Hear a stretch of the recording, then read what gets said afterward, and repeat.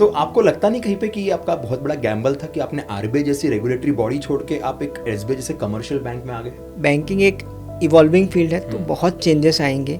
पता चली कि आपने बैक टू बैक 2 बार एसबीआई पीओ क्लियर किया, सो लास्ट टाइम भी क्लियर किया था, तब ज्वाइन क्यों नहीं किया? बैंकिंग के जॉब में प्रेशर है, तो वो प्रेशर कितना हैंडल करेंगे? I came to know about one thing that your health was not that supportive during this whole process. मेरा एक स्पिरिचुअल साइड है जो मैं ज़्यादा बताता नहीं हूँ। I am very spiritual, I have some rituals that I do religiously. तो उन्होंने कहा तुम बहुत स्पिरिचुअल हो ना, उसी में वापस जाओ कुछ दिन। आपका सजेशन क्या रहेगा सबके लिए कि if you are facing some hurdles in some subjects, तो what should we do?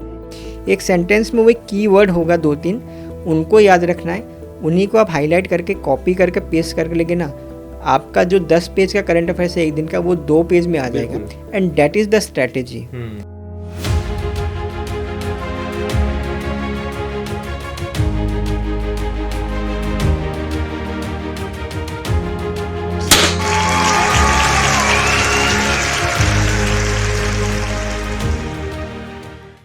Honesty, punctuality, sincerity, Perseverance, focus, out of box thinking, hard work, आज के हमारे इस गेस्ट के लिए जो मैंने आपके सामने रखे हैं, मेरे एक्चुअली एडजेक्टिव्स कम हो गए, बहुत सारे हैं, क्योंकि इस पर्सन ने हर उस तरीके से अपनी पढ़ाई की, हर उस तरीके से अपने ड्रीम को पूरा करने की कोशिश की, चाहे रिजल्ट्स कैसे भी आए, चाहे हेल्थ साथ दे ना दे, चाहे दुनिया कुछ भी कहे, बट जो ड्रीम उनको पाना है वो ड्रीम वो पाके ही रहते हैं। दोस्तों, आज हमारे इस text book super coaching banking में हम बात करेंगे ऐसे एक टॉपर के साथ जिनका नाम है निरंजन जैन। आप में से बहुत लोग उनको जानते हैं, बहुत लोगों के लिए वो एक मेंटोर भी है, गाइड भी है और एक बहुत अच्छे एक मोटिवेशनल पर्सनालिटी भी है।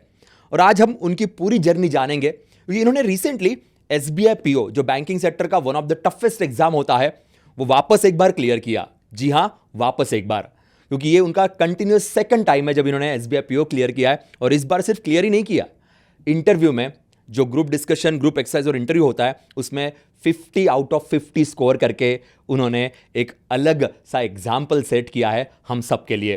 तो दोस्तों, वेलकम करते हैं टेक्स्ट बुक सुपर कोचिंग के इस पॉडकास्ट में निरंजन को। Niranjan, welcome to text book super coaching. Thank you sir. And first of all, congratulations for everything, like damn every exam you have cleared, damn every effort you gave, so for that congratulations. Thank you sir, thank you so much.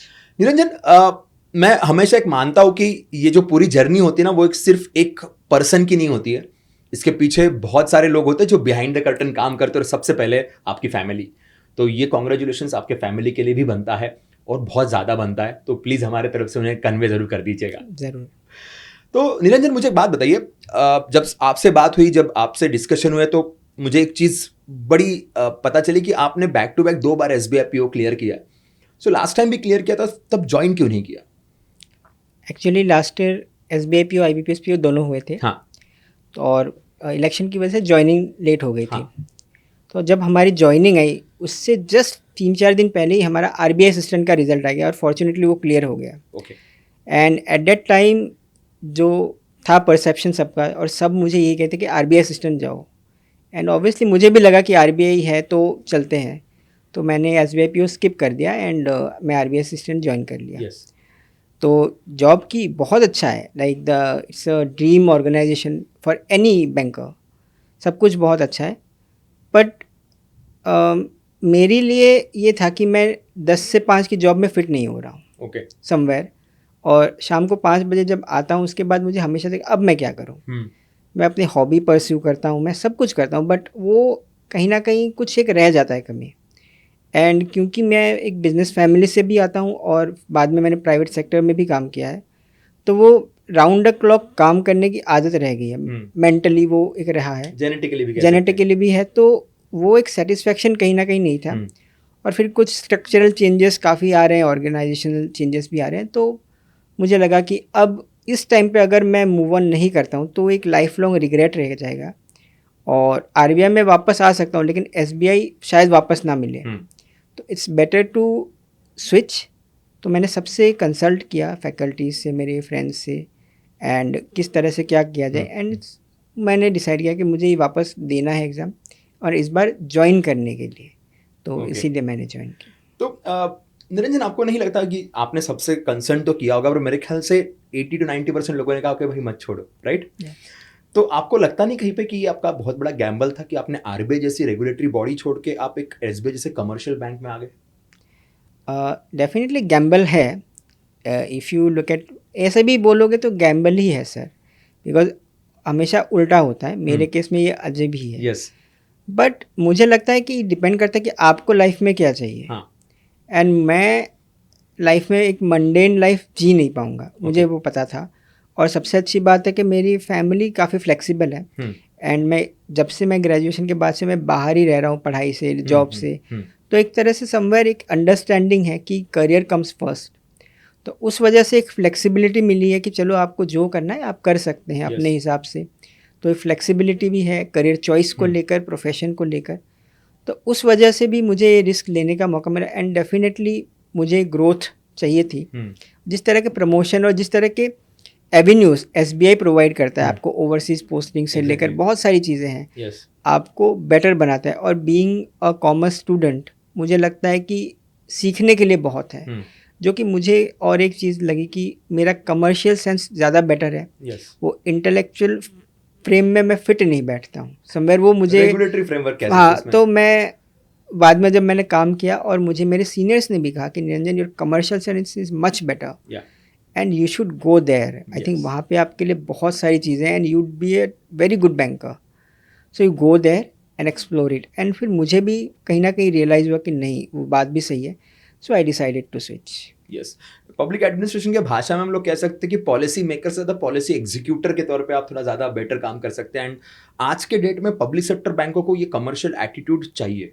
It's very much required, क्योंकि यही attitude की कमी है कहीं ना कहीं, इसलिए public sector banks कम होते जा रही है and private sector banks boom कर रही है. So the people like you should be there and they are ready to work for like long hours. मेरे ख्याल से ये बात अगर कोई और बैंकर सुन रहा होगा तो शायद अलग व्यू रह सकता है, but it's a personal choice at the end. आपने बात करते करते बताया कि आपका ग्रेजुएशन कॉमर्स में हुआ है, तो थोड़ा सा हम जाते हैं पास्ट में, थोड़े रिकैप वाले एंगल में जाते हैं. तो क्या ग्रेजुएशन से ही आपके दिमाग में था कि you want to become a banker, और ओवर द पीरियड ये कुछ चेंजेस आए? नहीं, ग्रेजुएशन के बाद तो मेरा फर्स्ट था कि मुझे सिविल सर्विस करना है. Yeah. तो पहले जब मैंने ये कहा तो पेरेंट्स थोड़े से स्केप्टिकल थे because the field is uncertain very much. Yes, exactly. और क्योंकि मैं रूरल बैकग्राउंड से आता हूँ तो वहाँ पे उतनी कोचिंग की फैसिलिटीज़ भी नहीं थी. So they were very sceptical about anything.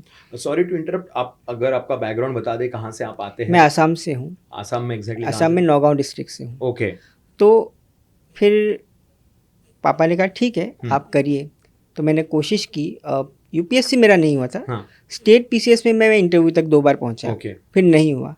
फिर मुझे रियलाइज़ हुआ कि नहीं, अगर नहीं हो रहा है तो वक्त बर्बाद करके फ़ायदा नहीं है. तो मैंने अपना फैमिली बिजनेस ज्वाइन कर लिया एक बार के लिए. एंड फिर मैं चेन्नई गया मेरे नाना जी के पास. वहाँ पे मैंने मैन्युफैक्चरिंग सेक्टर में काम करना शुरू किया. 2 साल वहाँ पे किया. फिर मैं वापस आया तो मुझे एक स्टेट पीसीएस कोचिंग से फ़ोन आया कि एक कंटेंट डेवलपर की काम है, आप आइए. तो मैंने सोचा कि ठीक है चलते, एक्सप्लोर करते हैं क्या है. तो वहाँ पे जैसे आपको बुक्स, मेरा सब्जेक्ट हिस्ट्री था, मैं वही ऑप्शनल लेकर बैठा था. तो मैं उसी के कंटेंट पर काम करता था. लाइक जैसे प्रीवियस ईयर पेपर्स है उसके क्वेश्चन पेपर बनाना और उनके आंसर्स बनाना, मॉडल आंसर्स, क्योंकि मैंने मेंस क्लियर किए हुए थे. So as to frame the state PCS के लिए क्वेश्चन आंसर, ऑप्शनल के लिए भी, जीएस के लिए भी. तो वो सब करते करते अचानक से 2022 में ऐसे ही मुझे लगा कि नहीं, ये स्टेबिलिटी नहीं है. ऑल्दो ठीक है, they are paying me nice and everything is going good, but जिस तरह से हार्डवर्क है उस तरह से पे नहीं है. तो समवेयर मुझे कहा, बहुत लोगों ने सजेस्ट किया एक बार बैंकिंग ट्राई करो.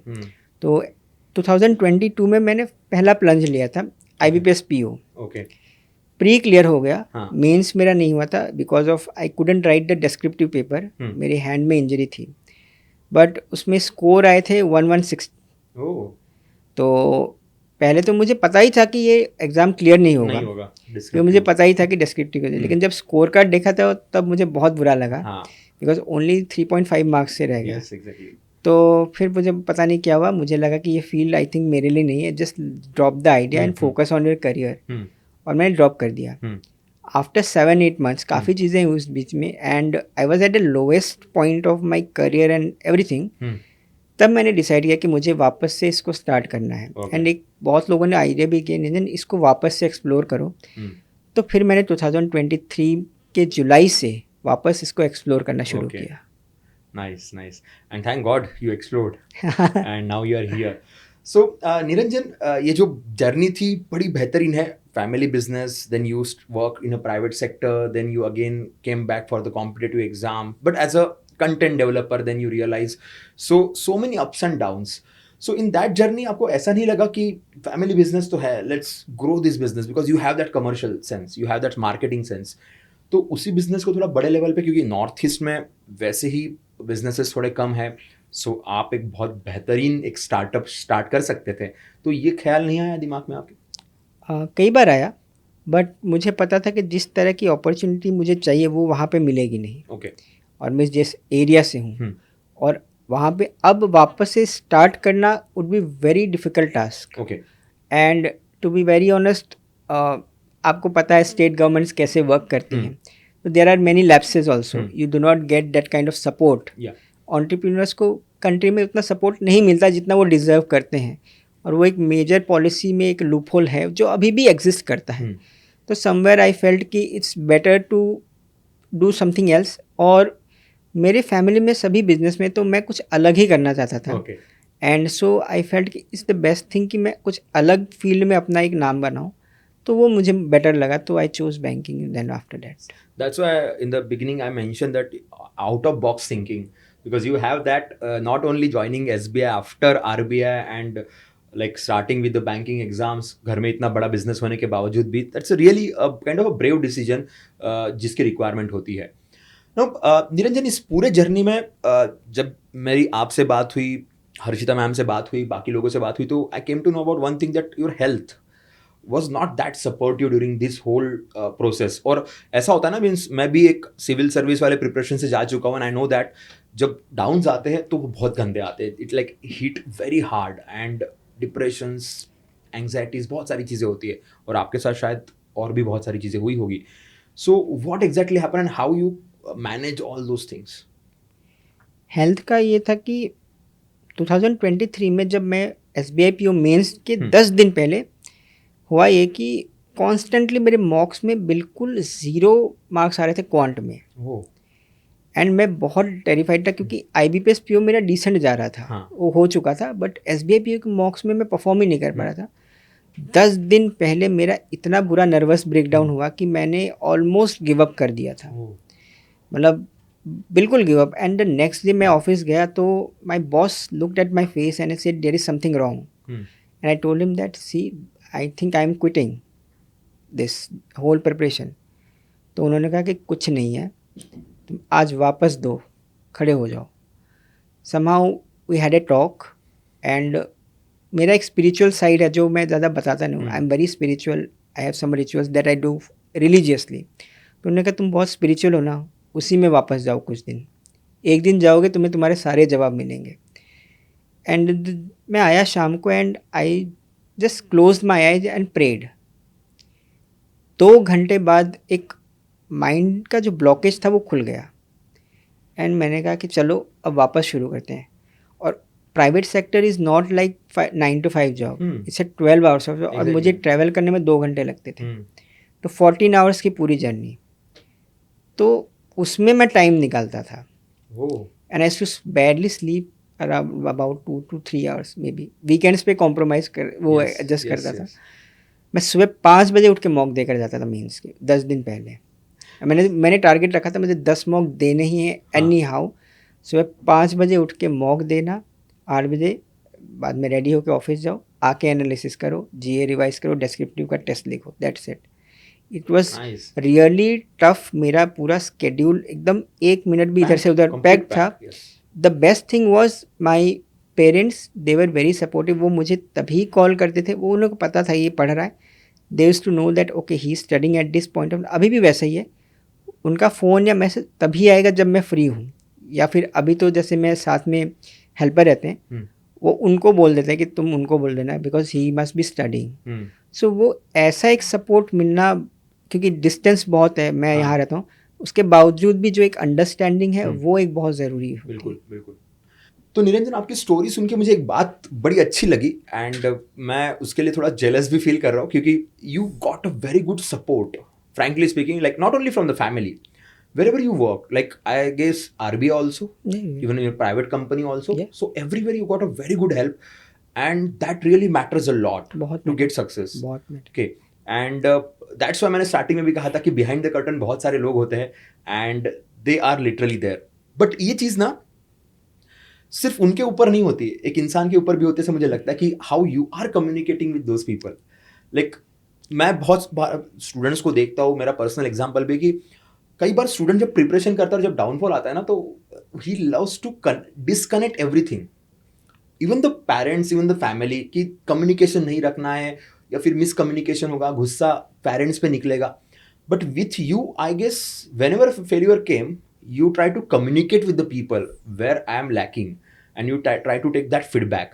Even I remember when you communicated with me, मेरे ख्याल से उसी चीज़ पे हमारी बातचीत हुई थी, and that's a really good quality of yours जो मैं सही में admire करना चाहूँगा. Being a faculty, I literally want to take that from you, that okay, downfall is there, but how you are communicating, that matters a lot, and let's kudos to that. Okay, so वो keep that quality with you always. Okay, and one thing, there is nothing called कि ना, वो कई बार होता है success आता है 50 out of 50 marks मिल के back to back SBI clear कर ली, RBI क्लियर कर ली, आप एग्जाम बोलो मैं क्लियर कर देता हूँ, that kind of attitude is there.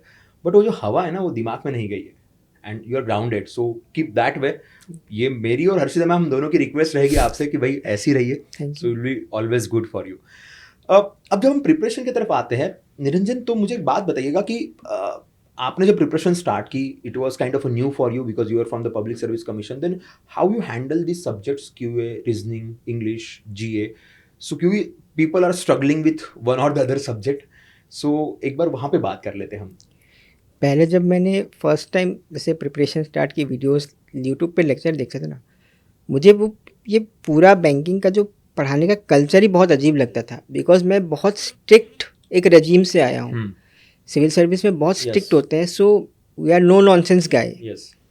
तो जब मैं क्लासेस देखता था, जो बच्चे कमेंट करते थे, आई यूज्ड टू, मतलब मुझे बहुत अजीब से लगते थे. एंड आई रिमेंबर एक क्लास चल रही थी, इट वाज, मैंने ऐसे देख रहा था कि कैसे पढ़ा रहे क्वांट में, देख रहा था. वहाँ पे एक जैसे कमेंट कर रहे थे, बच्चे कमेंट करते हैं कई बार बड़े अननेसेसरी. एक फीमेल थी शायद, उन्होंने कमेंट किया कि सर आप इतने अच्छे लग रहे हैं कि मैं आपसे शादी करना चाहती हूँ. When I saw that comment, I immediately close that video and I message my colleague that ये क्या नॉनसेंस है, मतलब यहाँ पे ऐसा हो रहा है और मैं ऐसे माहौल में पढ़ ही नहीं सकता. तो उन्होंने कहा कि निरंजन, अब तुम्हें थोड़ा सा एडजस्ट करके ही पढ़ना पड़ेगा, I think you need to avoid it. तो शुरुआत में जब मैंने लेक्चर्स वगैरह देखता था, तो मैंने सबसे पहले तो क्या किया कि मैंने कहा कि पेड कोर्स ही खरीदना बेटर है. यूट्यूब में ये ऐसे कमेंट वगैरह देख के तो मेरा दिमाग ख़राब हो जाएगा. बट ये था कि इंग्लिश में मुझे इतनी दिक्कत नहीं थी, बिकॉज आप इतने न्यूज़पेपर्स वगैरह पढ़ते पढ़ते you have that habit. Problem थी क्वांट में. एंड मुझे याद है, मैं जब स्टार्टिंग में पढ़ता था, जिनसे पढ़ता था, मुझे उनका स्टाइल समझने में 1.5 महीना लगा था. चीज़ें ऊपर जा रही है और समझ नहीं आ रही है, और बैंकिंग में क्वांट इज़ रियली हाई. तो मुझे वहाँ पे बहुत डिफ़िकल्टी हुई, बट ग्रेजुअली मैंने उन पर फोकस रखा, तो डिस्ट्रैक्शन मैंने कभी अपने पर हावी नहीं होने दिया. एंड स्ट्रिक्टली मैंने अपने पेरेंट्स को एक चीज़ कही थी कि जब भी फ़ोन करो इतने बजे करना, एंड दे रियली अंडरस्टूड कि ठीक है हम लोग उसी टाइम पे करेंगे. लेकिन ऑब्वियसली हर्डल ये भी थे कि मैं पेन एंड पेपर मोड से आया और ये ऑनलाइन एग्ज़ाम, और काफ़ी चीज़ें अडेप्ट करने में मुझे बहुत टाइम लगा, इंटरफेस को समझना कैसे करना है. पर gradually with practice with everything it happened smoothly. फिर जब SBI IBPS PO 2022 दिया, उसके बाद एक क्लैरिटी आ गई थी. बट यस, मैं डिजेक्टेड हो गया था, तो मुझे लगा कि ये फील्ड मेरे लिए नहीं है. लेकिन एक चीज़ मैं समझ गया था कि अगर मैं मेहनत करूं तो मैं हर सब्जेक्ट में अच्छे कमांड ले सकूं, क्योंकि एक कहा जाता है कि जिसका क्वांट अच्छा होता है उसका इंग्लिश अच्छा नहीं होता है, एंड वाइस वर्सा, ये एक ट्रेंड कहते हैं. But I don't think so, because मैंने क्वांट भी अच्छा किया है, डिसेंट अटेम्प्ट किया, क्योंकि IBPS PO मीन्स का जो 2022 का पेपर था, अब तक का सबसे टफेस्ट पेपर कहा जाता है. उसका कट ऑफ गया था section 1.75, and I scored 24. Oh, And wonderful. I think that time it was one of the highest scores. और मैं इतना साइलेंट रखता था, मैं कहीं पे बताता नहीं था. हाँ. बट जब पता चला था आई वॉज लाइक, मतलब सब जगह इतने लोग मुझसे पूछने आ गए, मैं बड़ा अनकंफर्टेबल हो गया कि मैं बोलूँ क्या. And from there actually I think people started noticing me. But बीच में जब मैंने गैप लिया, एक काफ़ी लंबा एक गैप के बाद जब मैं वापस आया, तो I think I refined my self. एक अलग तरह से पढ़ना शुरू किया, जर्नी पूरी अलग रही. बस उसके बाद सो क्यूए का हर्डल तो आपने बताया कि how you tackle that reasoning, या आपने जब भी हर्डल्स आए सब्जेक्ट में, तो what should be the like, आपका सजेशन क्या रहेगा सबके लिए कि if you are facing some hurdles in some subjects, तो व्हाट शुड वी डू? मैं एक चीज़ में बिलीव करता हूँ, जब भी मैं कोई प्रिपरेशन ऑलमोस्ट स्टार्ट करता हूँ या कुछ भी, मैं जिस सब्जेक्ट में सबसे ज़्यादा ट्रबल है उसके फैकल्टी से डायरेक्ट कम्युनिकेट करता हूँ that sir ma'am I am this and I need help. और पता नहीं लोग बोलते हैं कि रिप्लाई नहीं आता, ऐसा इन माई केस टचवुड मैंने जिसको भी मैसेज किया है पर्सनली फ़ोन पे बात करके मुझे बहुत अच्छे से गाइड किया कि तुमको ऐसे ही करना है. और मैं एक है कि मैंने जिस फैकल्टी को चूज़ किया ना, मैं उसी के हिसाब से चलता हूँ. मैं दुनिया के ये नहीं सुनता कि इस फैकल्टी के व्यूज़ कम हैं या ये पॉपुलर नहीं है. मैं और मेरे जितने भी सोर्सेज हैं वो बहुत ही आउट ऑफ बॉक्स रहे हैं. जैसे मेरी सोच आउट ऑफ बॉक्स है, मेरे सोर्सेज भी हैं. एंड जब भी मैं नाम बोलता हूँ तो ये कौन है, ये तो हमने नाम ही नहीं सुना है कभी. तो आउट ऑफ बॉक्स करने के लिए मैं आउट ऑफ बॉक्स नहीं करता. मेरा थॉट प्रोसेस है कि मैं किसके साथ कंफर्टेबल हूँ और कहाँ मुझे लग रहा है कि मुझे सीखने के लिए मिल रहा है और कहाँ मुझे लग रहा है कि हाँ यहाँ मैं सीख सकता हूँ, मैं ग्रो कर सकता हूँ, मुझे क्लैरिटी मिलेगी. तो वो मेरे लिए प्रायोरिटी है rather than the market perception कि कौन कहाँ पे क्या है. तो मैं उस चीज़ में क्लियर हूँ and that is why I am very choosy about certain things कि मैं कहाँ से पढ़ता हूँ. एंड इसीलिए मैंने हर्षिता मैम काफ़ी बोलते रहते हैं, Niranjan is such A perfectionist that इसके साथ हमें मैच करना पड़ता है. बिकॉज मैं कई बार मैम को बोलता मैम आज आरसी अच्छी नहीं थी, इट वॉज थोड़ा ईजी. तो मैम नेक्स्ट दिन और बड़ा अच्छा सा पैसेज लाती है कि like I know if he has said तब तो देयर इज समथिंग रॉन्ग. तो फिर वो और डिफिकल्ट लाती है. तो वैसे हम लोग चैलेंज करते हैं ना, तो I think we mutually grow. Yes exactly. And तो वो मज़ा आता है because I think that kind of collaboration बच्चे करना नहीं चाहते हैं. आई थिंक मे बी एक रिजर्वेशन है या फिर वो उस चीज़ को इंटरेस्ट है, बट मुझे लगता है ऐसा होना चाहिए. और ये थोड़ा सा टीचर पर भी डिपेंड होना चाहिए कि वो कितने फ्लेक्सिबल होना चाहिए. बिकॉज कुछ है जो क्रिटिसिज्म या कोई कंस्ट्रक्टिव क्रिटिसिज्म भी नहीं लेना चाहते. तो थोड़ा सा दोनों तरफ से अगर एक ऐसा फ्लेक्सिबिलिटी हो तो आई थिंक लर्निंग प्रोसेस बहुत अच्छा होता है. एग्जैक्टली. और ऑनलाइन में ये बहुत ज़रूरी है. बिल्कुल. एडटेक तो मुझे लगता है कि it's not about education any more.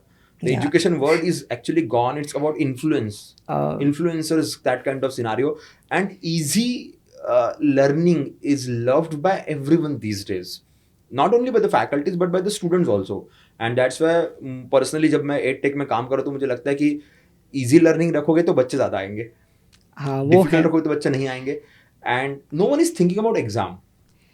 ऐसा मुझे लगता है कि कोई एग्जाम के बारे में सोच ही नहीं रहा है. And that's why the quality that focus is kind of going down. और मुझे एक चीज़ ये भी लगती है कि जैसे इन्फ्लुएंसर आ गए हैं, उन्होंने कहीं ना कहीं मार्केट को भी बहुत डिसरप्ट किया है और काफ़ी मिस इन्फॉर्मेशन फैला दी है.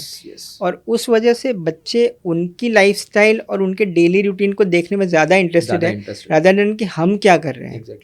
और सबसे बड़ा मुझे तो शौक तब लगा जब मैंने इस बार SBIPO मेंस दिया था, जो कि ईजी था इस बार. इस बार लास्ट ईयर से तो काफ़ी ईजी पेपर था. तो मैं तो मुझे पता था पेपर इजी था. मेरे GA के अटेम्प्ट बहुत अच्छे थे, तो आई वॉज वेरी लाइक एस्किरेड. मैंने कहा चलो पुष्पक सर ने काम कर दिया. पर मुझे किसी ने कहा कि भैया एक वीडियो है आप देखिए, एक इन्फ्लुएंसर ने बनाया. मैंने कहा भाई मैं इन्फ्लुएंसर्स के वीडियो नहीं देखता. उस वीडियो में लिखा गया कि क्वांट टफ रीजनिंग सब सारे टफ ही आए हैं. एंड मैं ये समझ नहीं पा रहा, जिस आदमी ने कभी शायद ज़िंदगी में कोई एग्ज़ाम नहीं दिया, हाउ कैन ही कमेंट. और जबकि किसी एक ने बोल दिया होगा, but majority of the students में like paper was doable. Even GA भी जो बोल रहे हैं कि GA नहीं अच्छा होता है, GA अच्छा था, बहुत ईजी है. तो ऐसे परसेप्शन के लोगों से मेरे हिसाब से कि आप टीचर को ज़्यादा फॉलो कीजिए rather than these influencers. Because उनका खुद का 6 साल से एग्ज़ाम नहीं निकल रहा है, वो आपको मॉक टेस्ट बता रहे हैं. तो it's all crap. Follow your teachers, वो जो बोले उससे करो, वहीं से सिलेक्शन होगा। एग्जैक्टली वही है। और एक चीज़ मेरे दिमाग में हमेशा रहती है और मैं कई बार कहता भी हूँ कि यार एग्जाम सुप्रीम होती है, not a teacher, not a influencer, not mentor, no one. Exam is supreme. So we need to understand the exam. Once you understand the exam, you will understand the sources, you'll understand the teacher, you'll understand the whole process, and selection तब आपका है. तो मेरे ख्याल से आज के attack के ज़माने में शायद बच्चे भूल गए. अब जैसे नोटिफिकेशन आता है, rather than reading the notification, like I am also from civil service background, so शायद आपको पता होगा कि जब नोटिफिकेशन आता है तो हम पढ़ते हैं नोटिफिकेशन, खुद पढ़ते हैं, खुद देखते हैं क्या लिखा है. पीपल आर लाइक कि नहीं पढ़ना है, वो यूट्यूब देख लेते हैं, 5 मिनट में पता चल जाएगा क्या है, फिर ग्रुप में पूछेंगे इसमें क्या होता है. अब कई बार ऐसा होता है कि like I was taking a class for some exams, mains का था, एंड उसमें लिख के आ रहा है कि सर मैं मेंस तो दे रहा हूँ पर मुझे ये नहीं पता जीए कितने मार्क्स का आता है, और जीए में हिस्ट्री आएगा, जियोग्राफी आएगा, और मेंस थी हार्डली 5 दिन पे. So how to react on such kind of things, तो ये कई बार लगता है, और इसकी कमी फिलहाल है. मीन्स 2020 के बाद, means I am taking classes from 2011, जब से मेरा यूपीएससी का पहला अटेम्प्ट हुआ था इंटरव्यू का, तब से लेके मैं बहुत ड्रास्टिकली, हम कहते हैं ना 1991 के बाद इंडिया की इकोनॉमी बदल गई, 2020 के बाद एजुकेशन सिस्टम बदल गई देश की, and it is going down. So that is my personal feeling about this industry. I guess आपको भी शायद यही एक्सपीरियंस आया होगा. तो यही फैक्टर है. तो हम बढ़ते हैं जीए की तरफ, क्योंकि जीए बहुत तकलीफ देता है. ये आपको भी बहुत बार सुनने को मिला होगा, मुझे भी बहुत बार सुनने को मिलता है. पर्सनली मेरी फीलिंग्स अलग होती, might be I am a faculty, that's why. But what about you, what do you think, GA सही में डिफिकल्ट आता है या फिर अप्रोच गलत है? दोनों ही जगह दोनों ही फैक्ट्स सही भी हैं. कई बार जैसे आरबीआई असिस्टेंट है, उसमें जीए बहुत ही हॉरिबल आता है. हाँ. आपको ऐसे फैक्ट्स पूछ लेंगे जो आप सोच ही नहीं सकते. बट ऐसे एग्जाम्स में आपको यही करना है कि आपसे 5 या 7 क्वेश्चन हो रहे हैं एक्यूरेटली, वो करके छोड़ दीजिए. That is the smartest thing. Approach गलत ये है कि हम उसको डेली नहीं करते हैं. और सबसे बिगेस्ट मतलब जो एक मतलब कहते हैं ड्रॉबैक है, स्टैटिक बैंकिंग अवेयरनेस को अवॉइड करना. क्योंकि मुझे जैसे लगता है कि जैसे हम पढ़ते हैं कि जीडीपी की एक फोरकास्ट आई है, हमें जीडीपी का मतलब ही नहीं पता है. जीडीपी क्या है, जीएनपी क्या है, एनएनपी क्या है, इनके फैक्टर्स क्या हैं, हमें आइडिया ही नहीं है ये क्यों ज़रूरी है.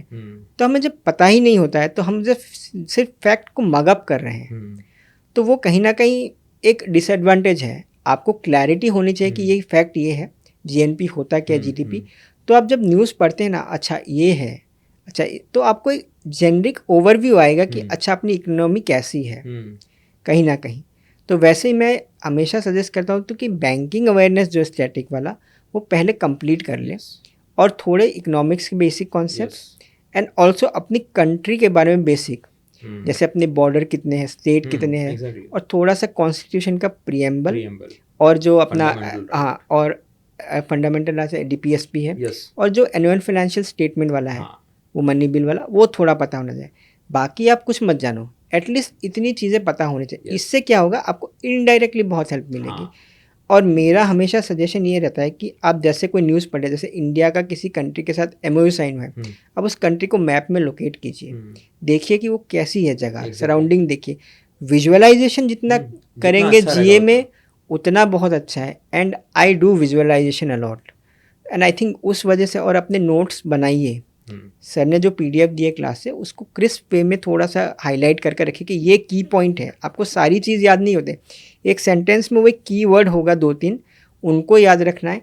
उन्हीं को आप हाईलाइट करके कॉपी करके पेस्ट करके लेंगे ना, आपका जो 10 पेज का करंट अफेयर्स है एक दिन का, वो 2 पेज में आ जाएगा. And that is the strategy. और वो करेंगे, उसी को कंसिस्टेंटली रिवाइज कीजिए. आप मॉक टेस्ट दीजिए जितने हो सकते हैं, बस उतना ही हो जाएगा. Yes, exactly. और मेरे ख्याल से जो विजुअलाइजेशन आपने कहा बिल्कुल सही बात है, पर ये आया होगा शायद हिस्ट्री की वजह से. हाँ, जब हम हिस्ट्री पढ़ते तो हिस्ट्री में एक चीज़, क्योंकि हिस्ट्री मेरा भी बड़ा फेवरेट सब्जेक्ट था, and we visualize like how the non cooperation movement was there, and that helps lot in current affairs, in every GA factor, I guess so. चलो, जीए का तो आपने बता दिया और बहुत अच्छा आपने मेंशन किया. एक और चीज़ मैं आपके साथ पूछना चाहूँगा कि जब हम इंग्लिश की बात करते हैं, इंग्लिश में डिस्क्रिप्टिव में काफ़ी लोगों की हालत ख़राब हो जाती है. काफ़ी लोग अटेम्प्ट ही नहीं कर पाते, अटेम्प्ट करते तो बस लिख के आ जाते हैं, और बहुत सारे मिसकंसेप्शन भी है उसके बारे में. तो उसके बारे में आप क्या बोलोगे? देखिए, डिस्क्रिप्टिव का ये है कि एक एक्चुअली इंग्लिश जो सब्जेक्ट है इसको डील, जैसे बहुत सारी फैकल्टी सबका अपना तरीका होता है, लेकिन मुझे सबसे ज़्यादा शिकायत ये रहती है कि जो हमारा एग्ज़ाम है वो कॉम्प्रिहेंशन बेस्ड ज़्यादा है मेंस के, और हमें पहले ही दिन से लेकर आखिरी दिन तक ग्रामर और वोकैब रटाया जा रहा है, और ये ऑलमोस्ट ज़्यादातर फैकल्टीज़ की आदत है। और जब बच्चा मेंस देने जाता है वहाँ पे 2 बड़े से पैसेज आपका इंतज़ार कर रहे होते हैं और छोटे छोटे आजकल बहुत अलग से एक्सपेरिमेंट होने लगे हैं, तो फिर वो ब्लैंक हो जाता है। और कहीं ना कहीं वो चीज़ जो हैम्पर होती है ना, उसका इफेक्ट उनके डिस्क्रिप्टिव के पेपर पे भी पड़ जाता है। तो मैं ये कहूँगा कि डिस्क्रिप्टिव में ग्रामर का यूज़ है वही है, लेकिन बैंकिंग में आप एक चीज़ समझ लीजिए कि बैंकिंग में एसएससी की तरह आपको ग्रामर पढ़ने की ज़रूरत नहीं है कि नाउन अगर आप पूरा नहीं पढ़ेंगे तो आपका नहीं चलेगा। स्पेसिफिक सेट ऑफ रूल्स ही पूछते हैं। वर्ब्स में भी आपको स्पेसिफिक रूल्स आने चाहिए, लेकिन वो आपको सब्जंक्टिव मूड और ये वो आपको नहीं आते हैं, कोई बात नहीं, आपसे कोई पूछेगा भी नहीं। इवन डिस्क्रिप्टिव में भी बहुत सिंपल वे में लिखना होता है, जितना सिंपल और आप टू द पॉइंट लिखेंगे उतने ही मार्क्स आते हैं। और इस बार तो IBPS PO 2024 में मैंने जितने भी मेरे कुछ दोस्त सेलेक्ट हुए हैं, इस बार IBPS ने डिस्क्रिप्टिव में 20 to 23 तक मार्क्स दिए हैं आउट ऑफ 25। तो आई थिंक, और ऐसे भी अच्छे स्टूडेंट जो हिंदी मीडियम से उन्होंने 20 तक अटेम्प्ट किए हैं। तो आई थिंक अगर वो कर सकते हैं तो कर सकते हैं। मेन चीज़ है आप किसी फैकल्टी से पढ़ें, थोड़ा बेसिक समझ लें, उसके बाद अब मॉक टेस्ट अवेलेबल है, मॉक टेस्ट दीजिए, बहुत अच्छे फीडबैक मिलेगा, उस पर काम कीजिए, ग्रेजुअली इंप्रूवमेंट आएगा। थोड़ा टाइम लगता है बट ग्रेजुअल इंप्रूवमेंट आएगा। Exactly that's a very good suggestion. अब एक लास्ट टॉपिक की तरफ आते हैं, and that is the strongest point that you got 50 out of 50 and that's interview. So what do you think about interview, because you gave interview multiple times and interview को लेके भी बहुत सारे misconception है। पहले तो लैंग्वेज से शुरुआत होती है कि हमें इंग्लिश नहीं आती, फिर कैसे बात करेंगे, फिर कुछ लोग अभी आज सुबह ही एक ने हमसे ही पूछा था कि बैंकिंग अवेयरनेस अगर नहीं आता होगा तो क्या इंटरव्यू नहीं निकलेगा। So what do you think about the interview, like you gave multiple times and you cleared in such a flying colours, so क्या कहेंगे आप? इंटरव्यू में आपका ज़्यादातर चेक होता है कि आपकी पर्सनालिटी क्या है। इसका मतलब ये नहीं है कि आप बैंकिंग अवेयरनेस ना पढ़ के जाएं, बिकॉज आप अगर जिस प्रोफेशन में आते हैं उसकी बेसिक अंडरस्टैंडिंग आपको होनी चाहिए। लेकिन मोर और लेस वो आपका कॉन्फिडेंस, आप किस तरह से हैं, और क्योंकि बैंकिंग के जॉब में प्रेशर है, तो वो प्रेशर कितना हैंडल करेंगे। तो इसीलिए हो सकता है आपको थोड़ा सा जो आपका इंटरव्यू जाए स्ट्रेस इंटरव्यू हो सकता है, या बहुत ज़्यादा ईजी भी हो सकता है, डिपेंड करेगा। लेकिन आपको वहाँ पे कॉन्फिडेंस के साथ हैंडल करना है। इनफैक्ट मेरे साथ तो पिछले साल तो ठीक, फिर भी ठीक था, इस साल तो मेरा इंटरव्यू अराउंड 17 मिनट्स गया था। एंड मैं GDG करके आने के बाद सर उतना रहता नहीं है, but and at the end of the day I was completely exhausted, क्योंकि मुझसे बहुत क्वेश्चंस पूछे गए थे। It was something very diverse, और इतने अनएक्सपेक्टेड क्वेश्चंस पूछे गए थे कि एक पॉइंट पे लगा कि मैं बैंकिंग का इंटरव्यू दे रहा हूँ कि UPSC का दे रहा हूँ, because of your whole background की वजह से काफ़ी मुझे लग रहे थे। बट थैंकफुली प्रिपेयर किया हुआ था, बट उसमें भी they came out of box and they asked through surprising questions, but somehow मैंने अपने जो भी inhibitions थे, जो भी झिझक थी, उसको वहीं पे ड्रॉप किया, and जैसे वो इंटरव्यू जा रहा है उस फ्लो में जाते रहा, and I think that worked in my favor। और जब एंड में जब मेरे चेयरमैन सर ने जब मुझे इतना कहा कि आपको LHO में देखेंगे तो खुशी होगी, उसी मोमेंट पे मुझे लगा कि मेरा इंटरव्यू हो गया। and it was its best। अब एक और चीज़ आती है, जब इंटरव्यू के लिए अब हम बहुत सारे मॉक्स लेते हैं तो एक चीज़ हमें बहुत दिखाई देती है कि कभी ना खुद के आंसर्स नहीं होते। जैसे फॉर एग्जांपल एक नॉर्मल क्वेश्चन हर कोई पूछता है कि why banking, and everyone is trying to copy someone's answer, और दे आर आस्किंग कि सर एक बढ़िया सा आंसर बता दीजिए, हम वो दे देंगे। सो what do you think about that? देखिए, बी प्रैक्टिकल। आप बैंकिंग में क्यों आ रहे हैं? जैसे मैं आ रहा हूँ करियर ग्रोथ, पे एंड पर्स, मुझे और कुछ और बस, और ये है कि मैं रूट कॉज पर काम कर सकता हूँ। तो ये मेरे फैक्टर्स थे। बाकी मैं कभी ये नहीं कहूँगा कि मैं समाज के लिए आना चाहता हूँ, गरीब तबके की भलाई, ये जो सोशलिस्ट आंसर्स होते हैं ना, ये नहीं चलते हैं। ये आप किसी और फील्ड में चला लो, बैंकिंग में, तो वहाँ पे आपका कमर्शियल सेंस ही देखा जाता है। एंड जितना आप उस चीज़ को फ्रंट में रखेंगे उतना बेटर है, बिकॉज अल्टीमेटली आपको बिजनेस करना है। Yes. तो वो इसीलिए थोड़ा सोशलिस्ट ये जो आंसर है वो थोड़ा सा बैकड्रॉप पे रखे, हल्का सा टच रखे, ह्यूमैनिटेरियन एक टच रहना चाहिए, बट प्योर बिजनेस स्किल आपकी दिखनी चाहिए। और अगर आपका बैकग्राउंड कॉमर्स या इकोनॉमिक्स है तो वो तब तो आपको दिखाना ही होगा, it's mandatory. So you have to do it. Gradually होता है, आप ये थॉट प्रोसेस, क्योंकि हम कोई भी प्रोफेशन जब चुनते हैं तो डेफिनेटली वो करियर की स्टेबिलिटी और इनकम के लिए ही चूज़ करते हैं, ना कि किसी सोशल सर्विस के लिए। And everyone does that. तो उसको बोलने में मुझे नहीं लगता कुछ भी गलत है, इसकी चार्ट नहीं होनी। कह सकते हैं कि आप एक अच्छी ग्रोथ है, परसेंट पर अच्छी है, और आप ये कह सकते हैं कि हम बॉटम से लेकर टॉप तक काम कर सकते हैं और उनको फाइनेंशियल इंक्लूजन के साथ जोड़ सकते हैं। एक सिंपल साधा सा आंसर है, किसी से कॉपी करने की ज़रूरत नहीं, यही कॉपी कर बोल दोगे हो जाएगा। Yes yes, thank you very much. एक लास्ट पॉइंट मैं आपको पूछना चाहूँगा, और वो मेरे लिए नहीं रहेगा, ये सबके लिए रहेगा, क्योंकि इस बार अगर हम देखेंगे तो SBI, IBPS, RRB सारा टाइम टेबल बदल गया, सारी बैक टू बैक एग्जाम्स आ रही है, काफ़ी ह्यूज बर्डन बच्चों पे आ गया है कि कैसे करेंगे, क्या करेंगे, हो पाएगा नहीं हो पाएगा, वैकेंसीज कम हो गई है। सो इस सिचुएशन में as a successful person, as a successful officer, आप क्या गाइडेंस देना चाहेंगे? देखो, वैकेंसीज की जब बात करते हैं, मेरे RBI सिस्टम में वैकेंसी थी 25 और मेरी कैटेगरी में थी 10। मेरा सिलेक्शन 1.75 मार्क्स से ही हुआ है, तो आप समझ लीजिए कितना हाई कट ऑफ जाता है। तो वैकेंसीज कम है ज़्यादा है, ये मैं ये नहीं कहूँगा मैटर नहीं करती हैं, डेफिनेटली मैटर करेंगी। अगर मैं बोलूँगा मैटर नहीं करेंगे तो ये झूठ होगा। मैटर करती है, लेकिन सबसे ज़्यादा मैटर करता है कि आप कितने प्रिपेयर्ड हैं। कोसना सबकी आदत है, वैकेंसी कम होगी। देखिए, बैंक कमर्शियल ऑर्गेनाइजेशन है, वो अपने प्रॉफिट और अपने बिजनेस ऑपरेशन के हिसाब से रिक्रूटमेंट लेगा। अगर उनका एक्सपेंशन प्लान बहुत अच्छा है, बहुत सारी ब्रांचेस खोलने, तो डेफिनेटली दे विल रिक्रूट मोर, तो उसमें वो ज़्यादा लेंगे। और अगर किसी को स्लो जाना है, कुछ चेंजेस करने, तो definitely they will hire less. तो वैसे होगा और चेंजेस आएंगे। बैंकिंग एक इवॉल्विंग फील्ड है, तो बहुत चेंजेस आएंगे और आपको उस चेंजेस के लिए रेडी रहना होगा। तो मैं यही कहूँगा कि सब्जेक्ट्स वही है, क्वांट, रीजनिंग, इंग्लिश, GA।